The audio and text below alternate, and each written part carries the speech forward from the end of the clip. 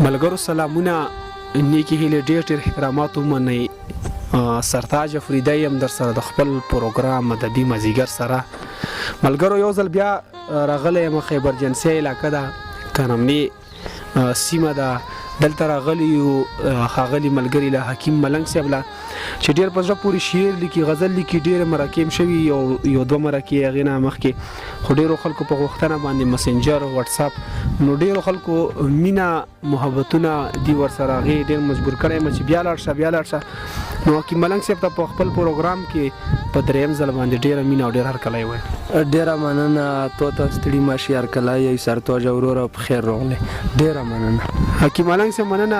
ډېرو خلکو غوښتنه کړې وه چې غزل یې ریکارډ کړه، نو بس تاسو تپوسونه خو مخکې هم شوي دي او ډېره پېژندګلون شوې، ډېرې ویډیوګانې، نو بس خپل غزل یې را سره خوږې خوږې شریک کړه.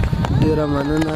د غزل نه مخکې سرتاج وروره دوه شعرونه دي چې دي.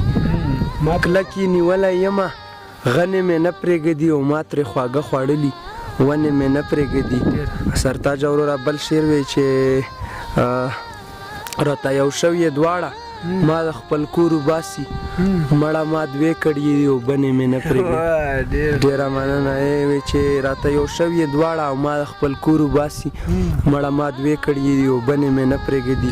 او بیا پسې غزل شعرونه دي چې ګونګی شم خوله مې په گفتار نه خلي، ګونګی شم خوله مې په گفتار نه خلي، ژبه اشنا ته په اظهار نه خلي. زما یاران هم عجیبه غوندې دي، زما یاران هم عجیبه غوندې دي او اکثر یو بل سره په لار نه خلي. ډېره مننه. او که په خزه کې ورته چوپ کېناستې، که په خزه کې ورته چوپ کېناستې نو ستا په لومه کې به ښکار نه خلي. مننه. او پوه شه چې زوی یې په غلطه لیار دی، دا چې هر وخت ورسره پلار نه خلي. ډېره مننه. او پوه شه چې زوی یې په غلطه لیار دی، دا چې هر وخت ورسره پلار نه خلي. په دې خبره باندې ځان پویه کړه مور سره ښه غټ ګناهګار نه خلي. او دا ستا باڼه هم لکه غشي ګورې زړه کې مې یو یو وار په وار نه خلي. دا ستا باڼه هم لکه غشي ګورې زړه کې مې یو یو وار په وار نه خلي. دا ستا په سر د غمازانو سره څه به ګیله د جاهلانو وکړو په نه خبره چې هوښیار نه خلي. څه به ګیله د جاهلانو وکړو په نه خبره چې هوښیار نه خلي. دا ستا په سر د غمازانو سره حکیم ملنګ که څو دی خوار نه خلي. ډېره مننه. او بیا یو دوه شعرونه وي چې نه ستا د وصل بارانونه راورېږي تندرونه به خدای نه راغورځوي، ستا د وصل بارانونه راورېږي او تندرونه به خدای نه راغورځوي، ستا ماڼۍ به راغورځېږي خو د خوارو دیوالونه به خدای نه راغورځوي. ډېره مننه. او بیا غزل شعرونه وي چې نه سرتاج وروره وي چې لوړه ساتمه لکه غر حوصله، لوړه ساتمه لکه غر حوصله، غمازه دی زما هنر حوصله. ډېره مننه. او لاندې وګړي بیا چمتو چمتو وي خو چې په ځای وي د رهبر حوصله.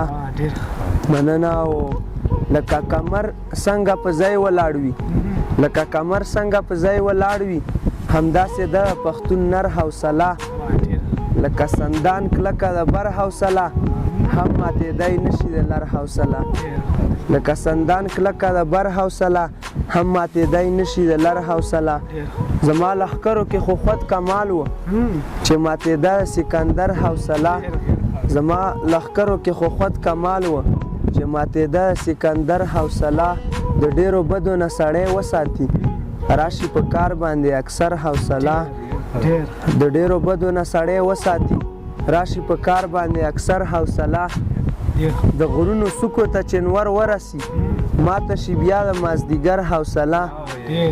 د غرونو څوکو ته چې نور ورسي ماته شي بیا د مازدیګر حوصله.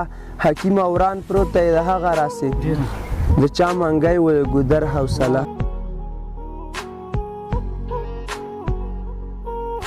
غزل نه یو څو شعرونه یې سرتاج وروره وی چې نه داسې خلاص یې تڼۍ مګر زه تورمخ یا د شهیدي مینې پور در باندې پروت دی.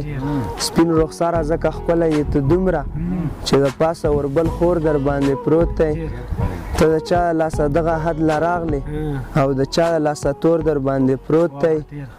د عربو خاورې د عربو ځمکې ځکه رانږدې د عربو ځمکې ځکه رانږدې چې د ټولو مدغمخور در باندې پروت دی د عربو خاورې ځکه رانږدې چې د ټولو مدغمخور در باندې پروت دی